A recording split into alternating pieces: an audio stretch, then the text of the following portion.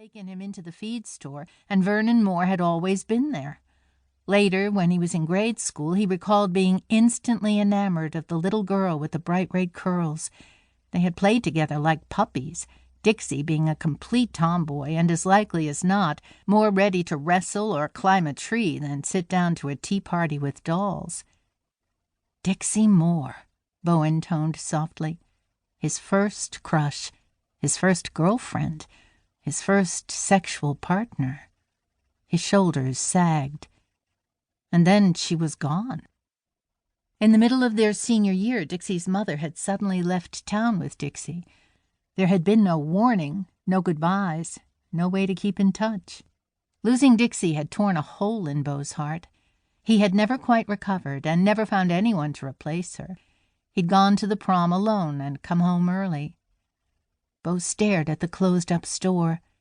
Someone would have to open the doors soon. All the ranchers in the area depended on Moore's feed and seed. It couldn't just cease to serve the community. He climbed in his truck and drove back to the Garrett ranch. He was sure Big Jim would have something to say about the morning's events. Frowning, Big Jim Garrett stared at his youngest son. "Better get some ice on that. You're going to have a beaut of a shiner." Beau slouched at the granite countertop in the Garrett kitchen. "I swear, he just called my name and then came at me." Having raised 3 sons, Big Jim was used to mishaps that required ice. He kept several ice packs in the freezer for just such occasions. Selecting one, he tossed it on the wooden cutting board and pounded it with his fist to break up the chunks. "Here you go." He flung it on the countertop near his son's elbow. Beau grunted and reached for the pack, placing it gingerly against his cheek, which was already swollen and turning purple. "Nice job," Big Jim murmured. "And you said it was Dixie Moore who punched you?" Beau nodded. "First, her boyfriend attacked me out of the blue, and then Dixie got off a shot. What is this, beat on Beau Garrett Day?" Big Jim snorted. "Sounds like you got in a few punches of your own." A wry grin spread across Beau's face.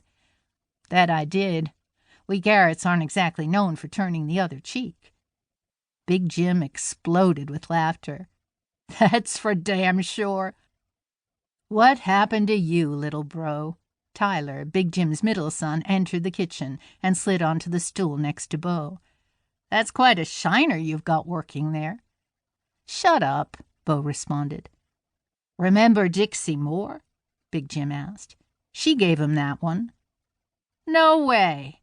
Ty grinned at Beau. "I remember her as a scrappy little hellion. What did you do to piss her off?" "Not a damned thing." Beau tossed the ice pack down on the countertop and pounded it a few times with the side of his fist before gently applying it to his face again. Tyler's expression sobered. "I heard her dad got killed last night. It's on the news." Big Jim frowned. "That's what Beau was telling me. It seems little Miss Dixie is here to bury Vern." Ty's brows drew together. "I wonder what she's going to do at the store." "Well, for damn sure there has to be a feed store in Langston," Big Jim thundered. "Too many people around here depend on it." Dixie had taken Scott to see the local doctor. Scott had sustained a broken nose and fractured 2 bones in his right hand when his fist impacted the pavement instead of Beau's face. Now Scott looked almost comic, with his right hand in a cast and the entire arm immobilized in a sling to remind him not to use it. He also had rolled-up gauze stuffed in his nasal cavities, and both eyes were turning black with bruising. In all, he looked like a petulant walrus with his 2 gauze tusks. "Whatever were you thinking?" Dixie glanced over at Scott as he slouched in the passenger seat of her burgundy SUV. "I could have told you Beau would whip your ass." "You know why," Scott said. Due to the gauze up his nose, he was mouth-breathing, and his voice was raspy and nasally. Dixie figured Scott recognized Beau from the high school photos she had of him in her apartment. Somehow she just couldn't put them away. And seeing him again was like stabbing her straight in the heart. He was even better looking as a man than he had been as a teen. His shoulders were broader, and his tall, lank